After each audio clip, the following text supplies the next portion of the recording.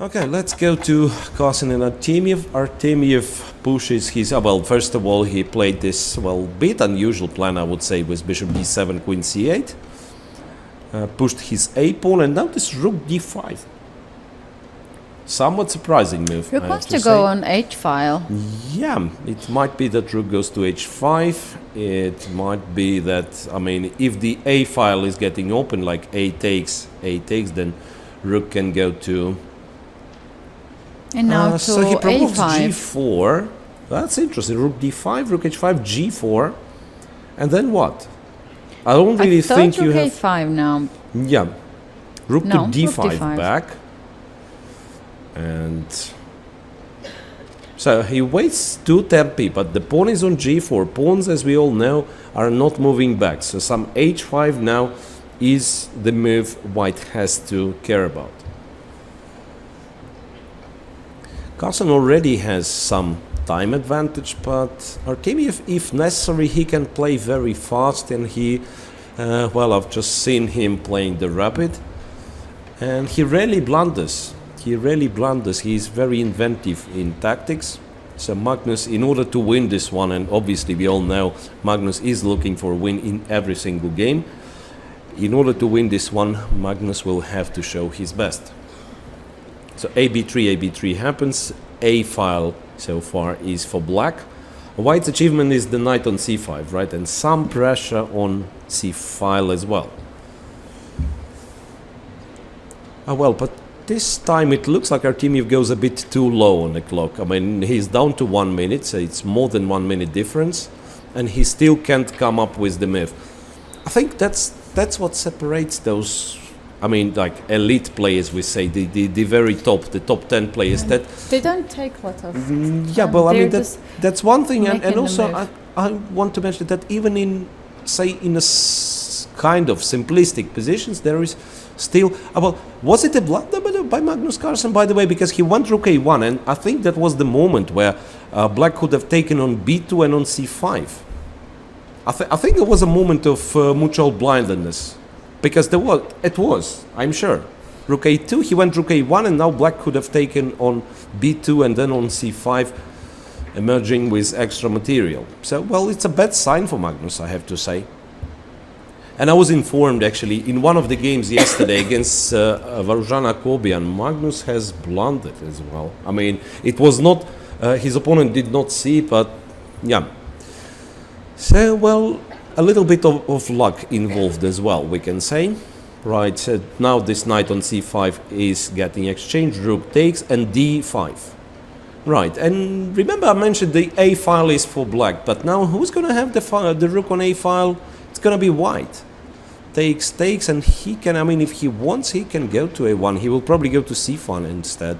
Yeah, because of this pawn on c7. Yeah. Also there is knight e5. Optically, white's position looks very attractive. He has more time as well. More time, more space. I mean, what else can you ask for? So to jump with the knight to e5 is what about an some option. check and check, then yeah. g5, knight e5, knight g4 ideas? Well, so what he does like... he wants to get e-file.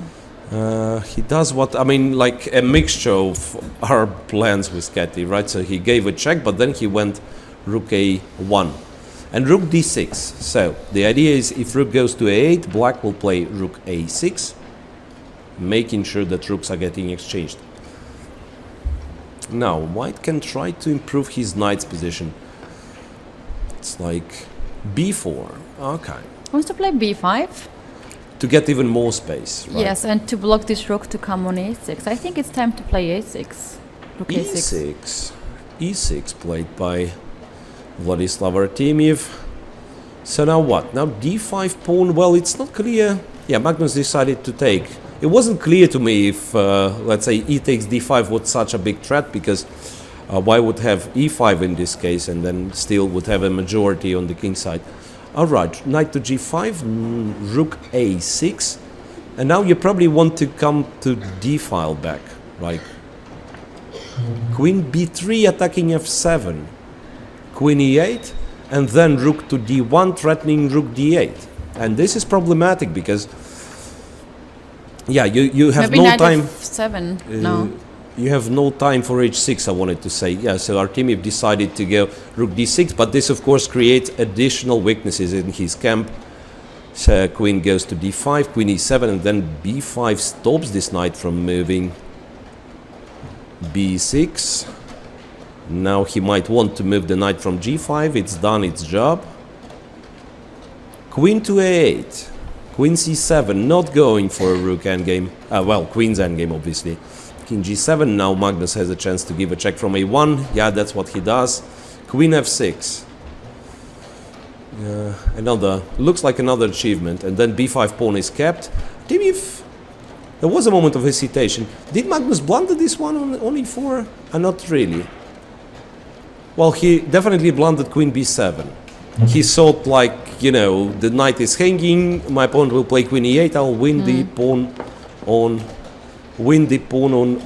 b6. And now it's equalized more or less.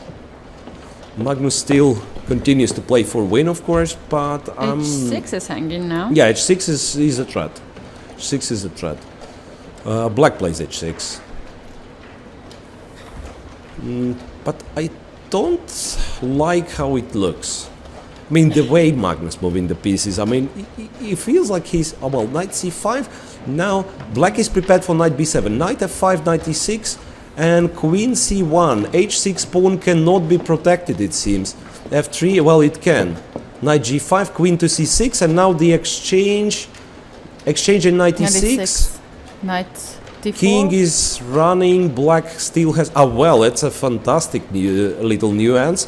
Look, the king is trapped. The king cannot escape from h7, yes, so Magnus carefully has to avoid running into double attacks, has to bring the king to b4, and I'm sure he is winning. Now he's taking the h6 pawn. Comes back with the knight. No, that's completely winning. Well, he still has to be careful, of course, but guess what? Yeah, now knight goes to d4, and it's a victory for Magnus Carlsen.